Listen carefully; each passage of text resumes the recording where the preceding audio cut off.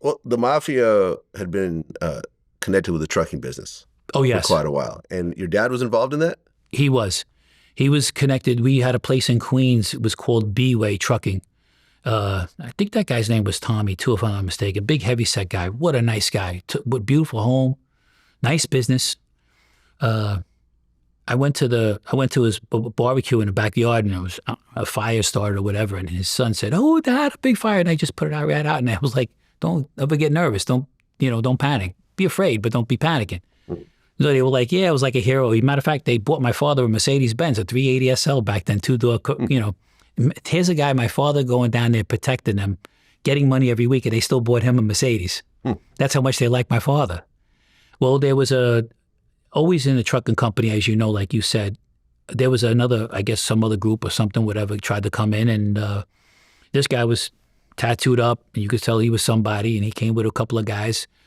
My father said, "Okay, we got to go do something," and there it was. I strapped up. My father had a gun. Tommy even had a gun too, believe it or not. I didn't think he was that kind of guy. My father went by himself. I was kind of like hiding behind these boxes because I wanted to see what was going on, but I was ready to do what I had to do to protect my father.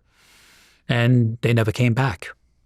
So I don't know exactly what happened to that trucking company or anything, but when my father went away on the lam, he gave me a few things to do, and I went to other trucking companies that my father had, which I never even knew he had. And I started collecting money. As a matter of fact, the guy gave me an envelope. It was Christmas time. And I said, "Oh, okay, thanks. Good to see you. I'll see you next month." He says, "Well, listen, I always take care of you." If he gave me another $700, he gave my father another $700 for Christmas. Imagine that. I said, he says, "He's doing okay." They missed him. I know, Vlad, they missed him. Right. And I said, "Thank you for that. I really appreciate it. I'll make sure it gets to him." But it never got to him. I kept it with me. I didn't know who to pay it to because I was meeting a guy at the Jacob Javits Center on the corner. And then one day he just said to me, he says, "Okay, don't go to the companies anymore. I guess somebody, now it's my father's gone and somebody else took it over." But I did it for a couple of months anyway. But it's basically extortion. Probably, yeah. I would say so, yeah. Right. I mean, people are paying you for protection. That's part is true. But to be honest with you, though, in one way, if you're like a guy like Trump and you got Secret Service, you're paying them to protect you too. Is that really extortion too?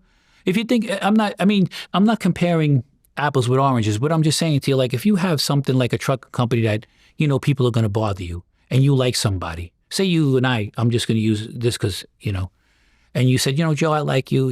I get problems once in a while. Would you mind hanging around with me a couple of days a week?" "Sure, Vlad. I'll take care of you." "Okay, no problem." Is that really extortion? Well, no. But for example, I have security. Oh, I'm sure. So if I tell my security, "Hey, I don't need your services this month," they say no problem.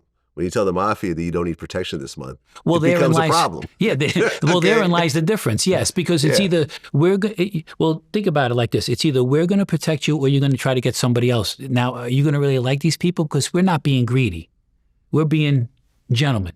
I mean, if you're making $1 million a year and we're making on your protection money $50,000 a year, $100,000, is that really that bad?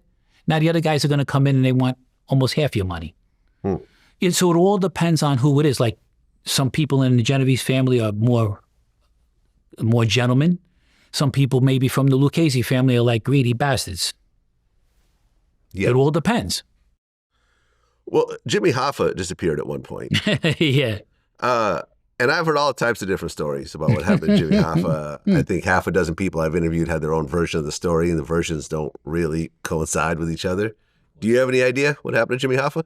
I know he's dead. Yeah. That's it. That's the true. most person I think I thought that might have had the best information on Jimmy might have been Michael Franzese. Yeah.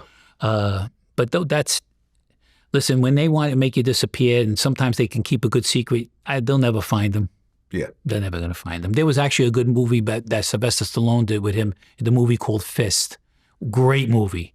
It was, I think it was a spinoff on what happened to Jimmy Hoffa. But you see, you get involved with these people, and no matter how high you up on the totem pole, you can still go.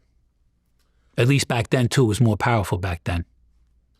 Well, there's a guy named Vic Maturo. Yes. And at the time, Vincent the Chin Gigante put a green light on Vic because he was allegedly a snitch. And it turned out to be that he was not allegedly a snitch, he was. Right. And that's the reason why the FBI was so involved in trying to find out who killed my father. My father killed Vic. Because the guy actually, Mickey Generoso, was actually the guy that called my father to bring Vic down to Brooklyn. And he did. And they must have talked to him and probably made it look like everything was okay. You know how they do. But I guess whatever answers he gave them weren't good enough. And sure enough, he did turn out that he was working with the federal government. And then my father, I believe, was the last one with some other guy. And they found him hanging in the garage. Now, they ruled it as a suicide. But that's one of the, no, it wasn't a suicide. My father's actually, before he went away on the lam, said, they're going to try to get me for this murder. That's when I knew, what they did. Okay, so your dad took the hit and killed Vic Maturo. Yep. Were there other people involved? One other guy, yeah. I don't know if he's still alive or dead. I don't know. So we'll leave his name out of here. Absolutely. So that murder occurs, and your father, after that, felt that he was marked by the FBI and there was potentially a hit on him? Vlad, this is kind of weird. I came home and my father was upstairs and he says, come here. I went to his room and he showed me a card of, I don't know what the FBI agent, what the name was, but I said, what's this, Dad? He said, well, they came here and I wasn't home. And I says, well, what did they want? He said, well, they said that they intercepted a call that we got to get rid of JB. Now, JB, my father was known as Joey Beeper because he used to carry the beeper back in those days, or JB. Me, I was known as Joe Nose because I had a big nose.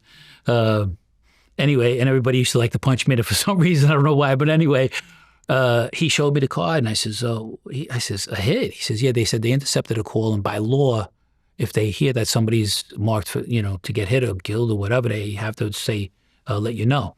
So they asked me, I said, if you want to come in and talk about anything or whatever, we can elaborate more and everything. My father said, no, I'm okay. I appreciate it. And they said, no, keep the card. So I said, what's up, Dad? He said, I'm not worried about it. Now, that's what he said. Now, was he really worried about it or not? I don't know. Because you got to remember, my family was known not to tell me anything. My mother used to tell my sister or anybody else in the family, don't tell your brother or my son anything because anything came to about my family, I flew off the handle and I didn't know what was what. I saw black. I didn't care about anybody would bother anybody in my family. That was it because I loved my mother and father that much. Okay, so the murder occurs. Your dad gets word that there might be a hit on him. Correct. From the FBI, though. From the FBI? Yes. So he decides to go on the run. He came to me one day and he said, listen, Joseph, he gave me some money, gave me the addresses to go see the people at the trucking company. And he says, I got to go away for a little while. He says, go get money. So I went to the safety deposit box. I got him $70,000 cash. I gave it to him. I said, Dad, but why do you got to run? I mean, you're not going to tell on anybody, He says, no, it's not that. He says, first of all, he don't want to go away again. He did enough time. And he says, look, sometimes when you go away, it makes people feel more easier over here. Kind of like makes them think like nothing's going to happen. So I said, all right, Dad. So he went away, stayed at a friend's house, and then jumped on the plane the next day. Nobody knew where he went. And supposedly it was another guy out there on the lam or hiding for a long time that he knew. I don't know the guy's name. Even if I did, I wouldn't say, but I don't know. And he went there. He actually went to Honduras.